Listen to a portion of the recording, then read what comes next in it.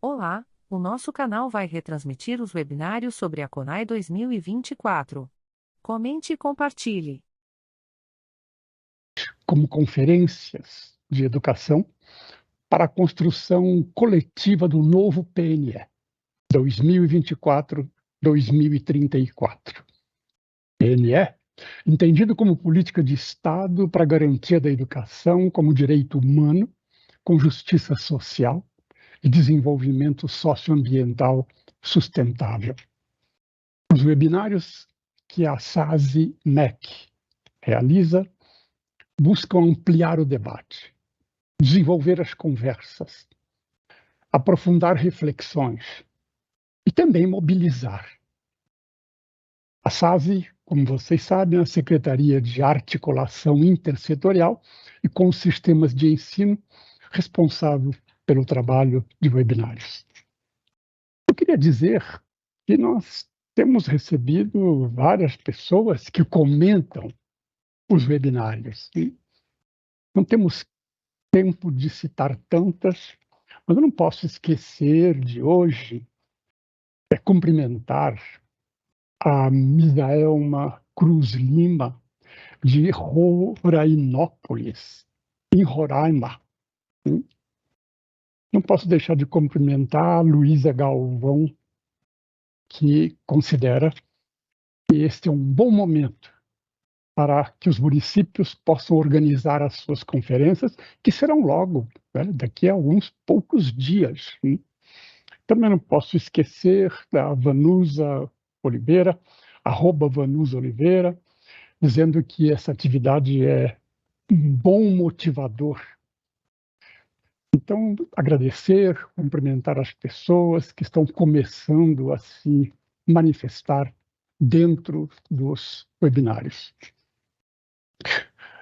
Eu sou Luiz, tenho cabelos brancos, bem branquinhos, ou quase. Sou um homem, tenho 76 anos.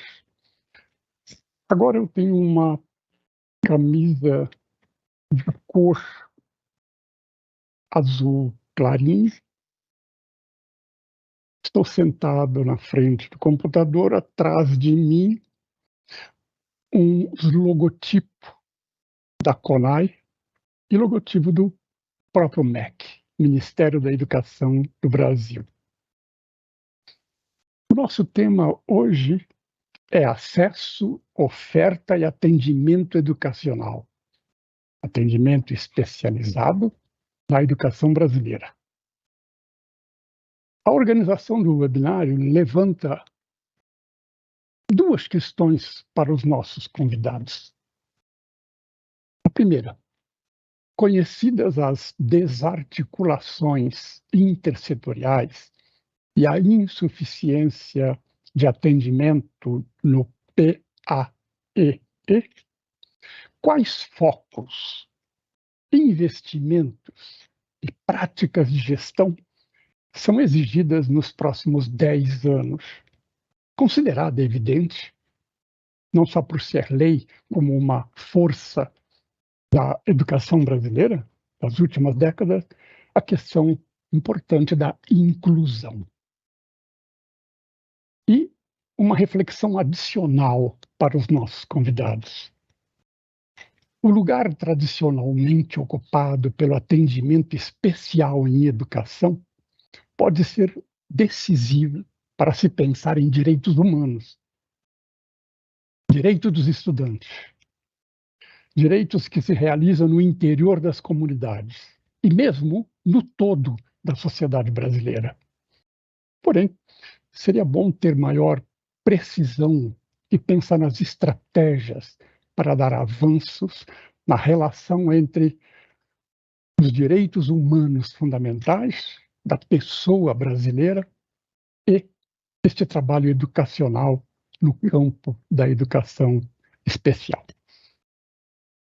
Temos hoje como pessoas convidadas para o nosso trabalho Roberta Guedes, doutoranda em Educação gerente da Câmara de Educação Básica da Associação Nacional de Educação Católica, ANEC. E temos o Eduardo César da Silva, que faz MBA em Gestão Escolar, coordenador e autor do texto base referente ao eixo 3 da CONAI 2022, etapa nacional. Cara Roberta, eu passo a você a palavra e agradeço muito por você estar conosco neste webinário. Obrigada, professor Luiz Roberto Alves. Gratidão. A gente começa dizendo que eu sou uma mulher branca, loira, com cabelos brancos, de estatura mediana, que visto um vestido verde, sem mangas, que estou em uma sala da universidade, onde há atrás de mim um quadro construído pelos meus alunos com sementes de feijão coloridas, representando um Cristo. Quero começar a conversar com vocês dizendo que falo do território como mulher, mãe, avó, professora e um ser humano que há 30 anos luta por uma educação que seja de equidade. E pensar em equidade neste momento é fundamental para todos nós, para todas as pessoas que verdadeiramente acreditam que todo mundo deve ter direito a uma educação gratuita, obrigatória, que seja orientada para o pleno desenvolvimento humano, social, econômico, político, cultural. Quando nos é provocada a discussão sobre os focos, os investimentos, as práticas de gestão, a gente precisa partir de algumas dimensões que nós conhecemos. Qual é a disponibilidade, a acessibilidade, a aceitabilidade e a adaptabilidade que estamos destinando enquanto direito à educação para todos. Porque essas dimensões, elas são estruturais para a garantia do direito a essa educação. Nenhum de nós que está participando desse webinário, nenhum de nós que vai participar das CONAIs, pode se conformar e não termos atingido as metas do nosso Plano Nacional de Educação, principalmente no que tange ao direito à educação de e para todos e todas. A gente precisa compreender que não dá para falar de uma educação inclusiva ou do atendimento educacional especializado sem pensar em alguns pontos. Primeiro, tem custo. Alguém vai pagar a conta. Isso se chama investimento. E o Eduardo vai trazer muito profundamente essas relações de cooperação, o quanto elas são necessárias. A gente não pode falar desse atendimento sem pensar na família, que está levando essa criança, ou esse adolescente, ou esse jovem, ou esse adulto para o ensino, e é uma família que está em luta para que ele tenha o direito de se desenvolver e de exercer a sua plena cidadania. E que, em consequência disso, ele espera da instituição escolar, da escola, um espaço que esteja em profunda sintonia neste atendimento. E pensar nessa profunda sintonia passa desde a gestão da escola, de uma gestão democrática que acredita no atendimento educacional especializado, que acredita numa política de inclusão, que tem um projeto político-pedagógico que respalda as ações, que tem um currículo que discute e operacionaliza essas ações, que tem uma formação docente, que passa desde aquela pessoa do atendimento educacional especializado ao professor de sala de aula, ao acompanhante daquela criança, que mobiliza os setores, porque a escola sozinha não fará a inclusão, não fará a inclusão sozinha. Ela precisa estar conectada a todo o sistema de amparo a essa criança. E a gente não pode pensar nisso somente como números que estão lá no Objetivo do Desenvolvimento Sustentável, que ainda são muito tímidos quando a gente olha aquelas 4 dimensões: da disponibilidade, da acessibilidade, da aceitabilidade e da adaptabilidade. Nós temos uma história de muita luta pela educação inclusiva. Só que a gente precisa olhar no chão da nossa escola, lá do município. Eu me formei em Manaus. Sou oriunda do interior de São Paulo. Hoje eu vivo em Brasília. E eu quero dizer a vocês, aqui no Distrito Federal, eu ainda tenho graves dificuldades de ter atendimento educacional especializado para crianças com superdotação e autismo. E eu estou falando da capital do nosso país. Imagina, então, numa aldeia indígena, nas escolas indígenas, nas escolas quilombolas. Imagina, então, como é que nós estamos lidando com toda essa questão no chão da sala de aula, nos municípios, nas políticas do Estado. O que eu quero dizer com isso?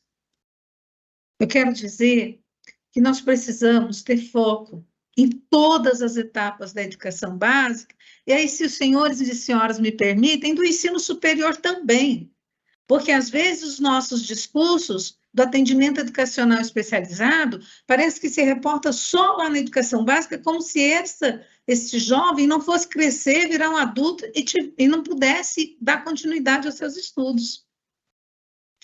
Então, a gente tem que considerar as condições, inclusive de adequação do CAC, para garantia do real atendimento e da plena realização do caráter público que o ensino tem que ter para todas as pessoas.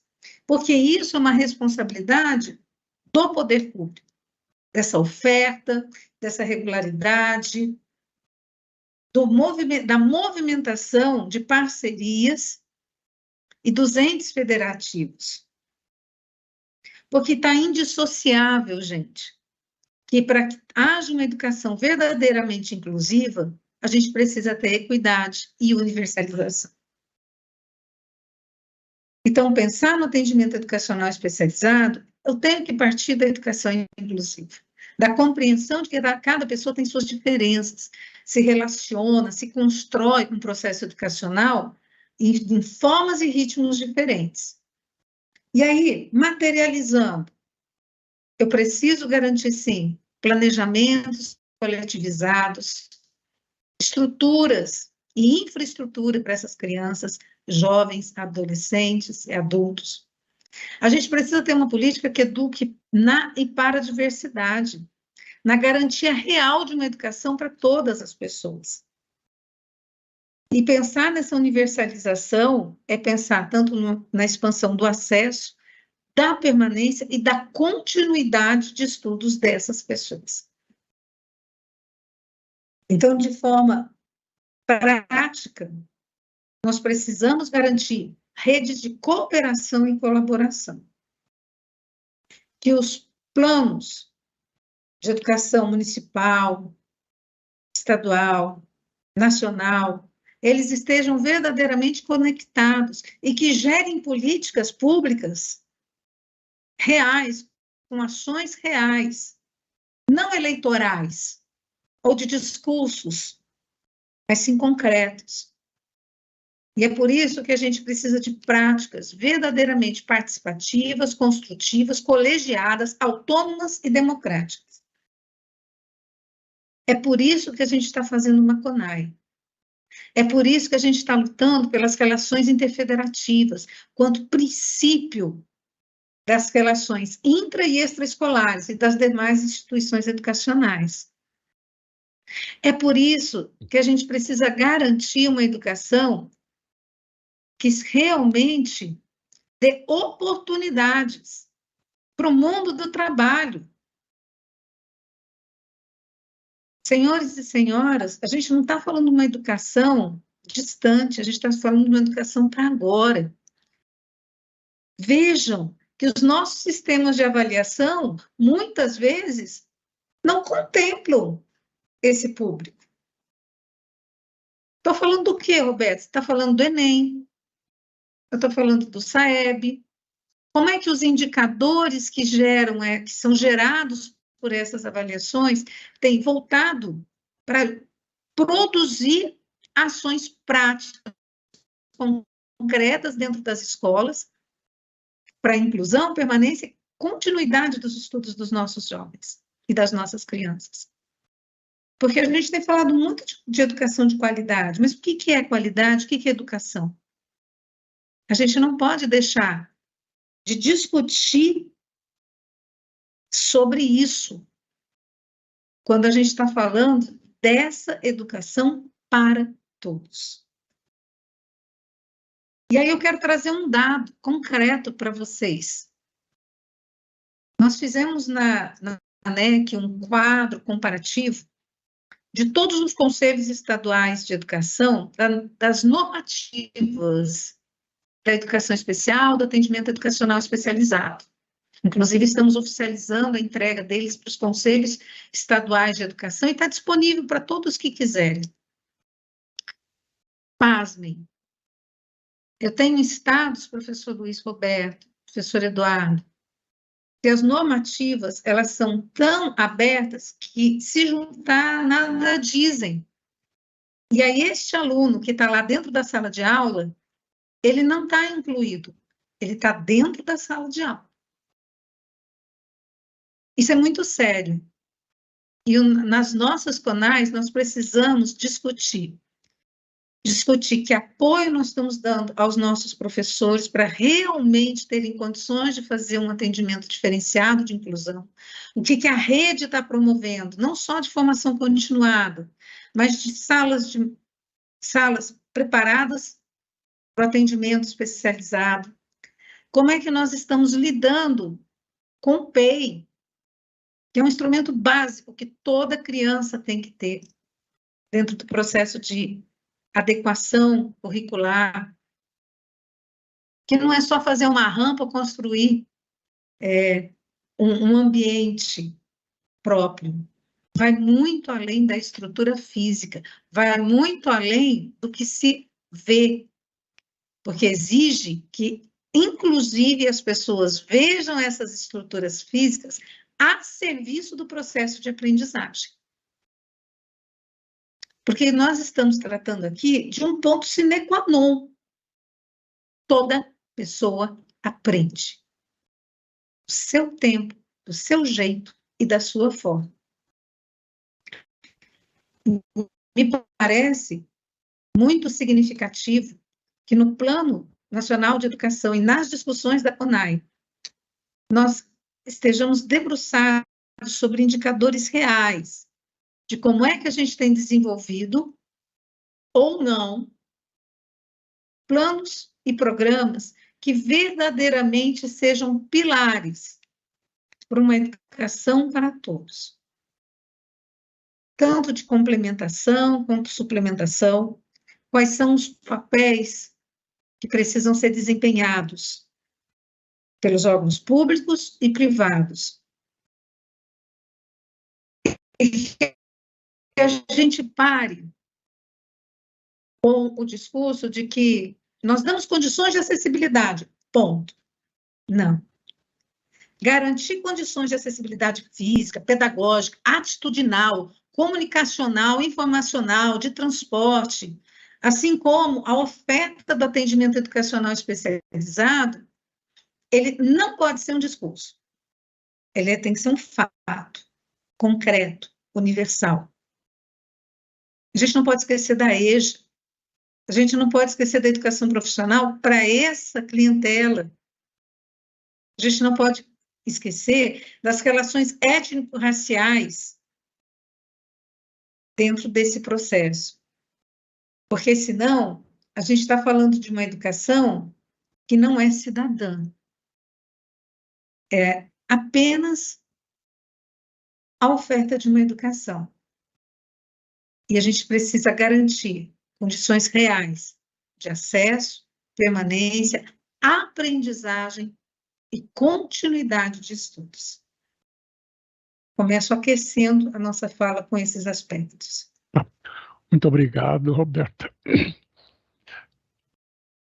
É fundamental que você busca uma grande abrangência ao pensar no atendimento educacional especializado,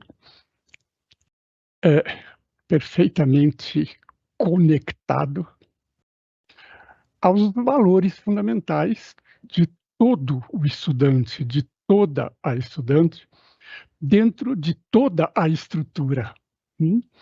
Ou seja, isso ajuda a termos uma leitura de país, né?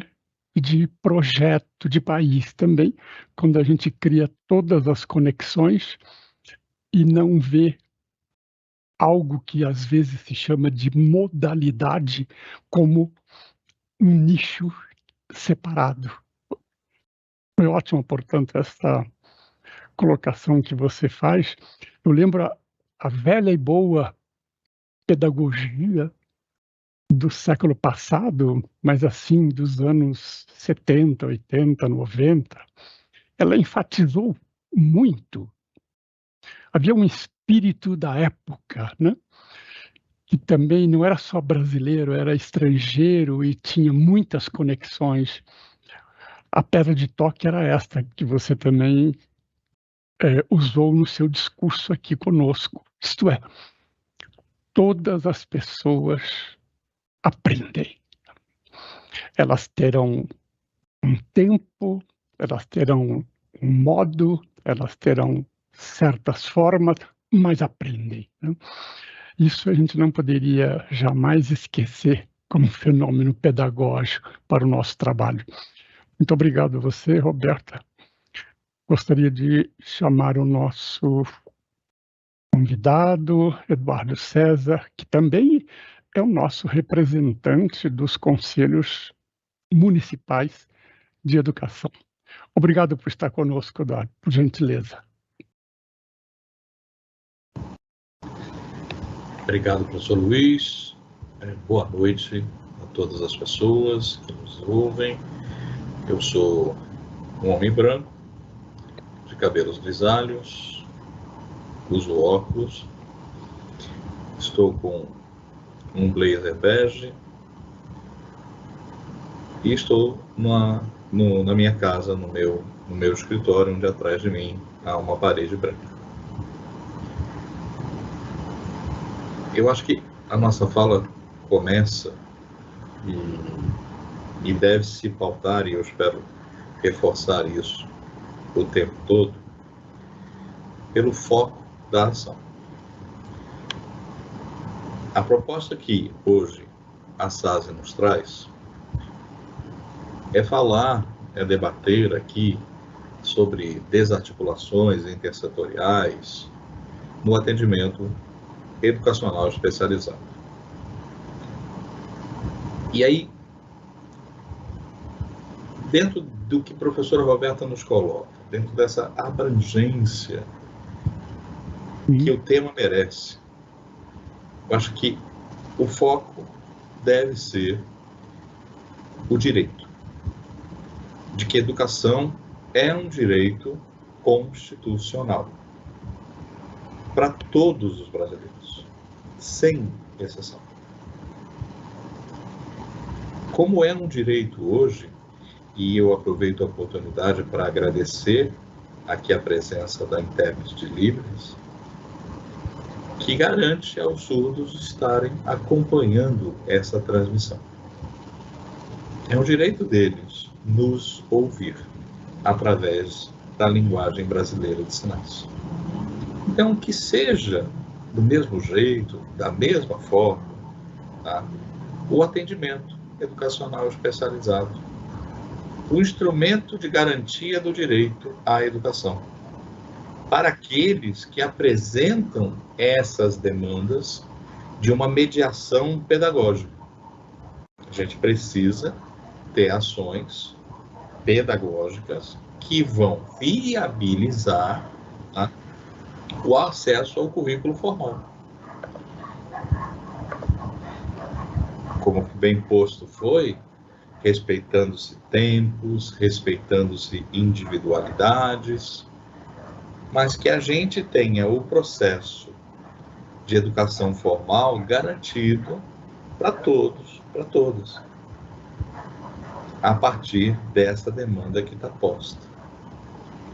E aí, se a gente começa com este foco de direito, que a gente está garantindo um direito, de que nós não vamos fazer nada por piedade, mas vamos fazer sim porque é direito da pessoa ter acesso à educação.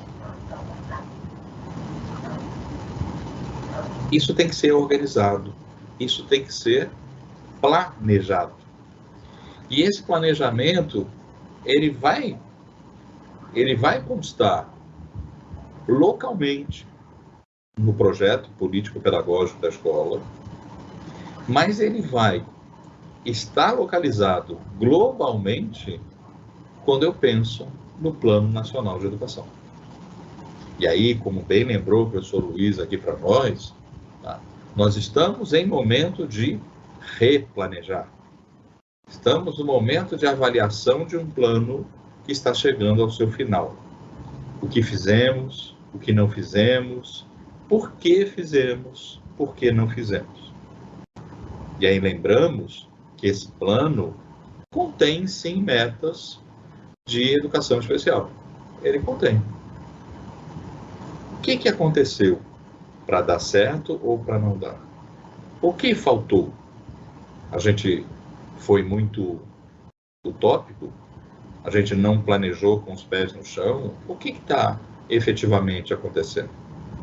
O que falta para garantir o direito, como bem pôs a professora Roberta, ao estudante da área urbana, ao estudante da área rural, tá?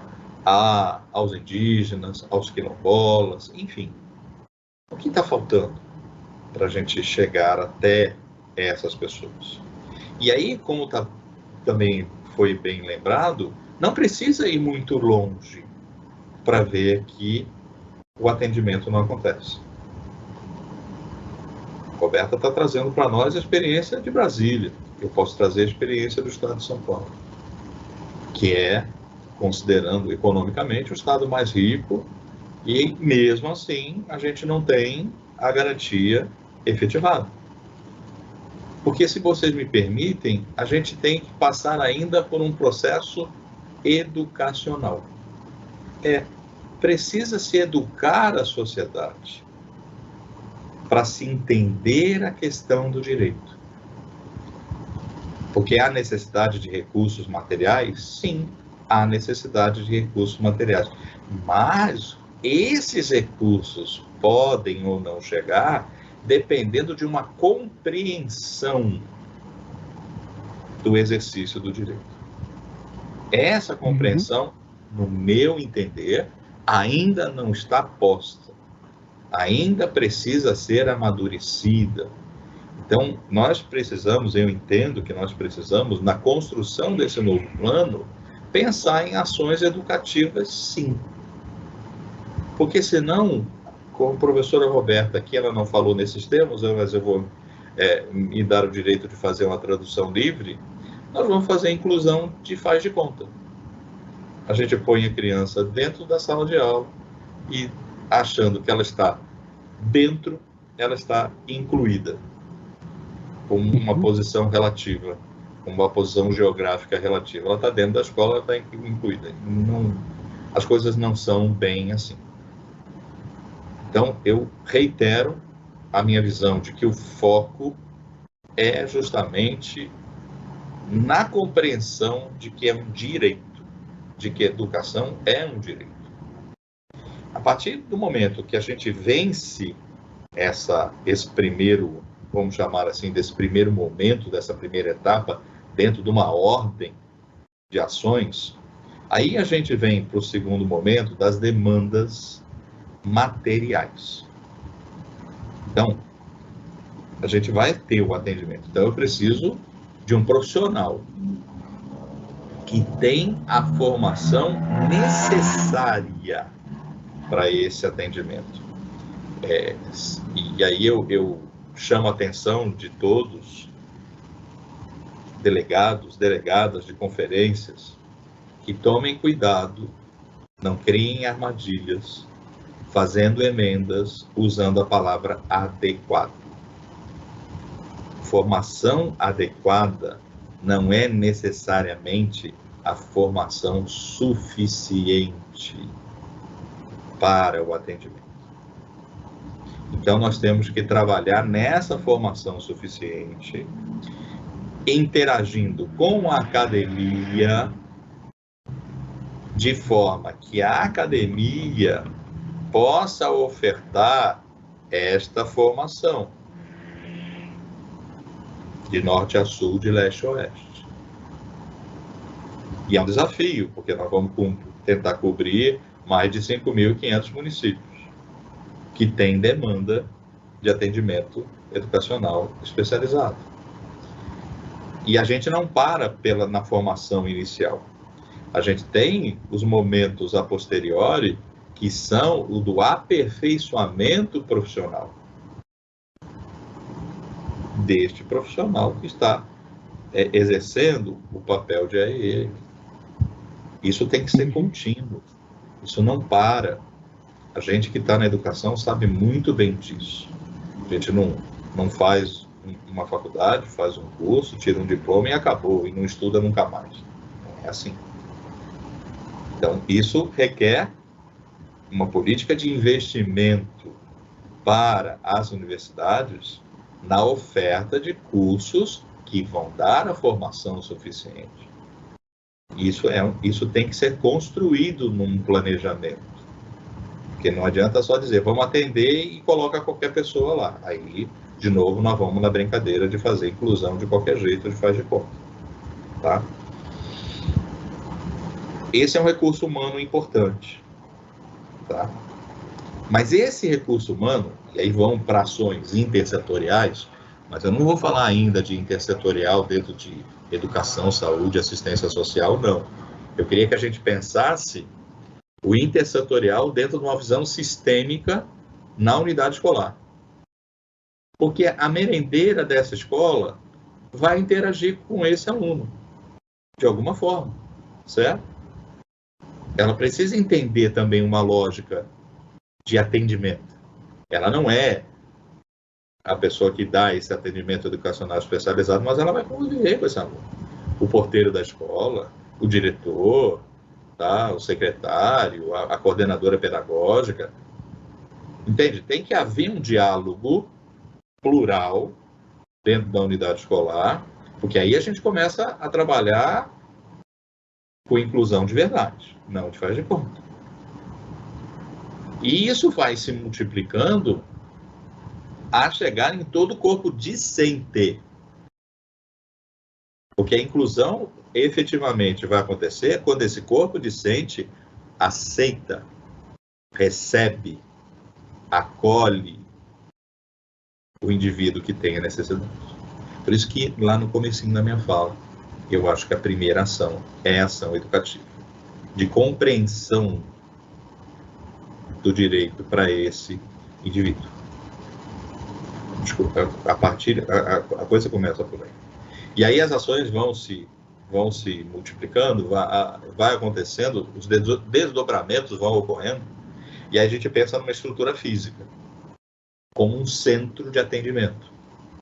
E pensar num centro de atendimento ou um espaço físico dentro da unidade escolar que propicie esse atendimento lá no momento do contraturno. A criança já conviveu com os colegas dentro daquele currículo formal, num período, mas nós vamos ter um segundo período em que as suas necessidades especiais vão ser atendidas dentro, eu acredito que necessariamente precisa acontecer dentro desse centro, num segundo momento, tá? Então, se a gente tem, eu penso de uma maneira muito, muito tranquila, por exemplo, esse centro tem que ter uma piscina no sentido da gente poder trabalhar com os indivíduos que têm algum grau de Down.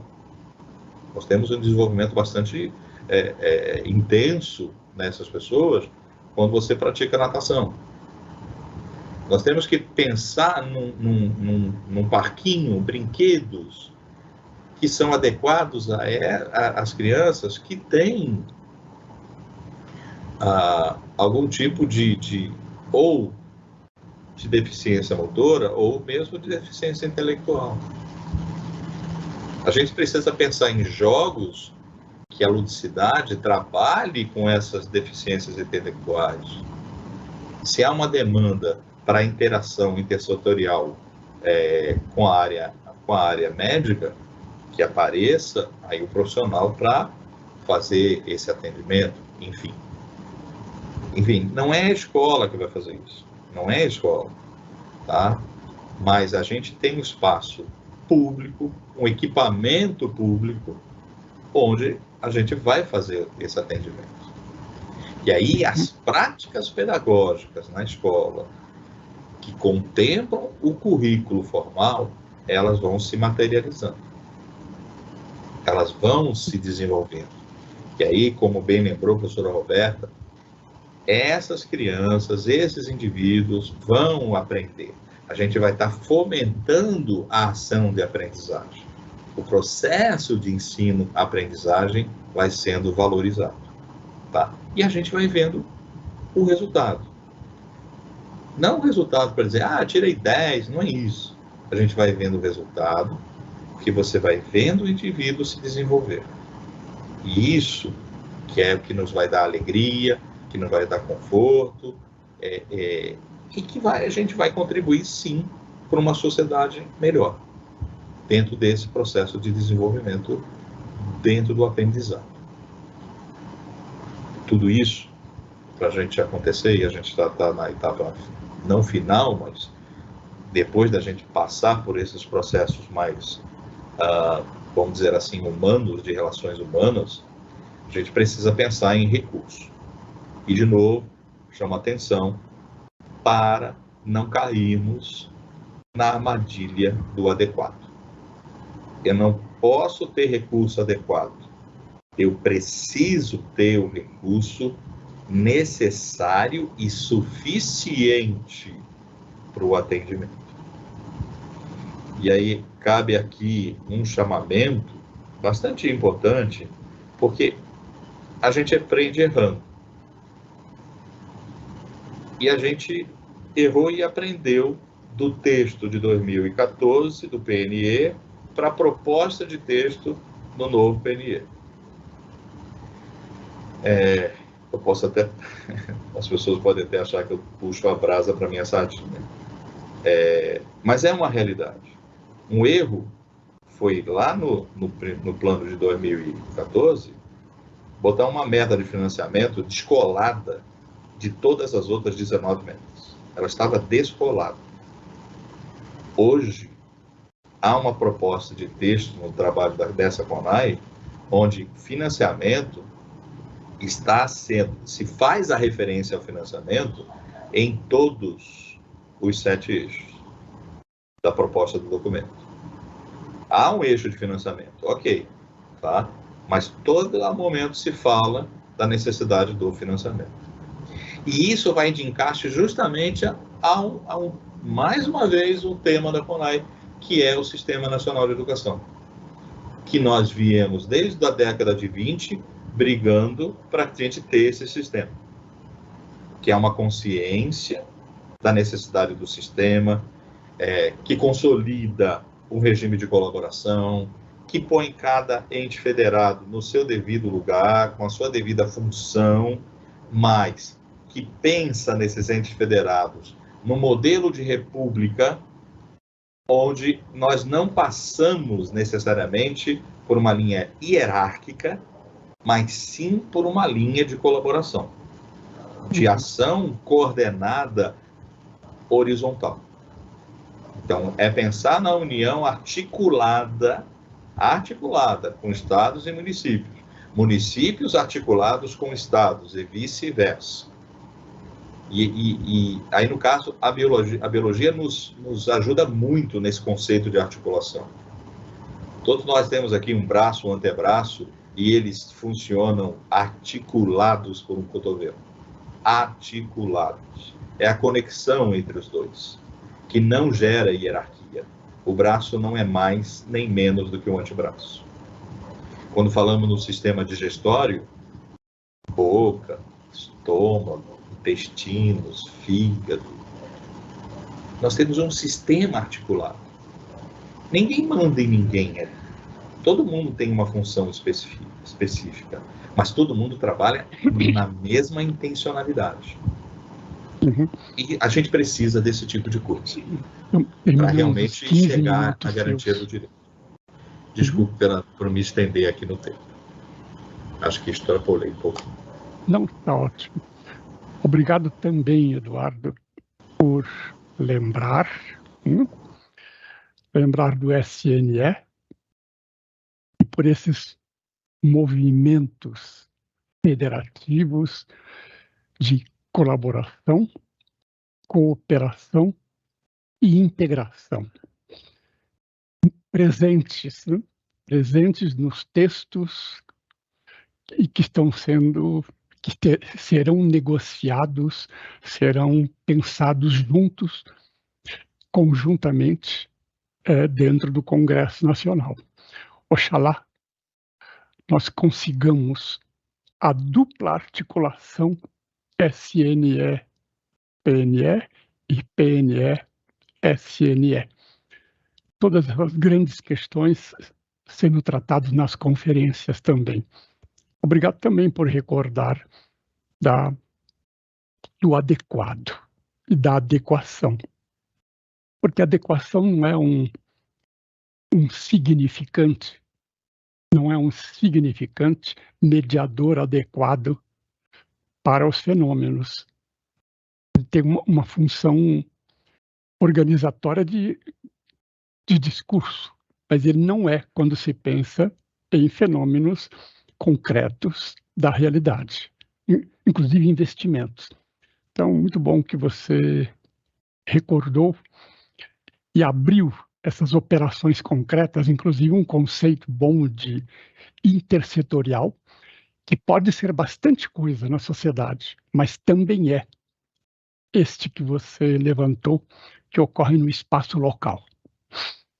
Obrigado a você, e creio que vale a pena, é bom que Roberta e Eduardo, um ouvindo o outro, a outra, possam ter agora o direito de mais alguns minutos para comentários que vêm à mente e ajudam a aprofundar o nosso trabalho, e depois podem terminar com a sua conclusão, a sua despedida. Eu volto a você, Roberta. Obrigada, professor. Eu quero trazer 3 pontos que eu acho que são muito importantes, que a gente não pode deixar longe dessa discussão. Primeiro são as narrativas docentes, as experiências de governamentabilidade e subjetivação desse docente. Porque quem está na sala de aula fazendo a prática pedagógica é o docente. E que ele necessita de todo um apoio para que ele dê conta de fazer verdadeiramente a inclusão. Então, a escola não trabalha sozinha. A gente precisa ter a sala de recursos multifuncionais, a gente precisa ter um plano de desenvolvimento daquele estudante, a gente precisa ter de profissionais especializados dentro e fora da escola, nas nossas redes de apoio, atuando conjuntamente para ver a vida dessas crianças, jovens e adultos. A gente tem que pensar nessa estrutura que a escola quilombola, a escola indígena, a escola das águas, a escola do campo tem ou se não tem. Então, agora é a hora de botar a mão na massa e a gente fazer uma análise. E nós temos um professor que está pedindo socorro. A gente tem que colocar isso também. Porque nessa sociedade neoliberal que a gente tem vivido, o que tem sido feito no discurso? Não, o professor tem que correr atrás de formação, ele tem que estar sempre atualizado. Espera lá. O Eduardo trouxe um ponto muito importante. A responsabilidade não é única do professor. A responsabilidade, ela é de toda uma política pública. Ele tem que buscar, mas ele tem que também ter a garantia de ser bem preparado e formado. Então, esse é um ponto que a gente está falando de formação docente. E aí, muito me preocupa, com todo respeito, quando a gente tem um resultado agora de 70% da formação docente está sendo feita por EAD. Cadê as nossas práticas pedagógicas? Eu não estou fazendo uma crítica ao EAD, mas eu estou colocando mais uma pimenta nessa discussão. É de que formar um professor em pedagogia ou em uma licenciatura, história, geografia, matemática, letras, tantas outras, até que ponto os nossos currículos verdadeiramente estão colocando essa pessoa em formação na prática da inclusão, na prática do atendimento educacional especializado. E as que estão em serviço, como é que estão sendo tratadas? Então, a gente tem que se debruçar sobre essas narrativas docentes. Outro ponto que eu quero trazer, importante, que a gente precisa estar atento, são os indicadores, né, do atendimento educacional especializado. A gente tem aí, referente à meta 4 da educação especial, os últimos relatórios do INEP, onde mostram claramente os indicadores, tanto do censo escolar, os intervalos dos últimos 5 anos, de 2017 a 2021, houve um decréscimo do número de matrículas do atendimento educacional especializado em 11 estados brasileiros, e um aumento em 16 estados. Então, uma ampliação inferior a 10 pontos percentuais em todos os estados brasileiros. E aí, esses indicadores, eles precisam fazer parte das discussões para a gente não viver no mundo das ideias. O mundo das ideias é extremamente importante, mas a gente precisa de investimentos políticos, investimentos públicos, privados, na implementação do atendimento educacional especializado. E aí, esses indicadores, eles vão nos direcionar a caracterizar que tipo de serviço pedagógico de caráter complementar e suplementar à escolarização por parte do governo federal e do governo estadual e municipal tem sido feito no tratamento das condições de igualdade ao atendimento dessas pessoas. Então, a gente não pode discutir plano de educação, seja estadual, nacional, municipal, sem se debruçar nos indicadores. E aí, por fim, trazer como contribuição que os nossos estudantes, eles precisam ter a garantia, sim, de atividades didático-pedagógicas e complementares, suplementares, né, que considerem suas habilidades, seus conhecimentos, né, específicas para a sua clientela. A gente tem que otimizar essas estratégias pedagógicas. A gente precisa de estudantes, a interação desses estudantes nos ambientes sociais, né, valorizando as suas diferenças, a preparação dele para o mundo do trabalho, né, aceitando as diferenças e não promovendo a cultura da discriminação, né, garantindo, então, a funcionalidade, a usabilidade das tecnologias assistidas. Mas, para isso, a gente precisa trabalhar estratégias pedagógicas que verdadeiramente estejam garantidas no fazer da sala de aula. E aí, isso não depende só da escola, gente. Vocês há de convir que isso depende de todo o município. É da escola, é do município, é do estado, em nível de nação. Então, assim, é muito bonito falar de inclusão, é muito bonito falar do atendimento educacional especializado, mas sinto dizer que a gente está muito atrasado ainda em práticas reais e concretas. Avançamos, mas ainda há muito o que fazer. Muito obrigado, Roberta, pelo seu trabalho conosco neste webinário. Eduardo, suas considerações finais, por favor. Eu gostaria de reforçar, de reiterar a necessidade dessa visão sistêmica. E eu acho que isso é um padrão de qualidade que a gente pode construir no atendimento.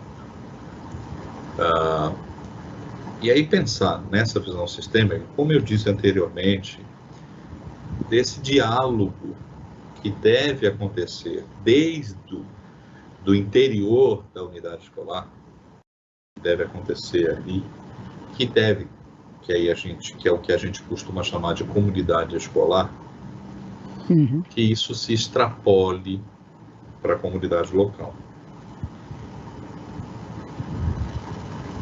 E um ponto que não coloquei, mas que eu acho que precisa ser posto, é a gente celebrar aqui uma trégua, porque não é exagero usar esse nome, tá?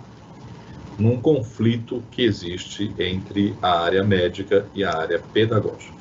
Isso precisa ser posto aqui, no meu entender. Há o laudo médico que faz o diagnóstico de uma determinada deficiência. Ok, está no campo da área médica. Mas há o laudo pedagógico que vai ser o planejamento das ações adequadas àquele indivíduo, respeitadas as suas necessidades especiais, com vistas ao seu desenvolvimento pleno. Então, que se celebre também essa trégua. Que não haja invasão de campos. Que o pedagógico não faça papel de saúde e que a saúde não faça papel de pedagógico. Isso é ruim para o indivíduo.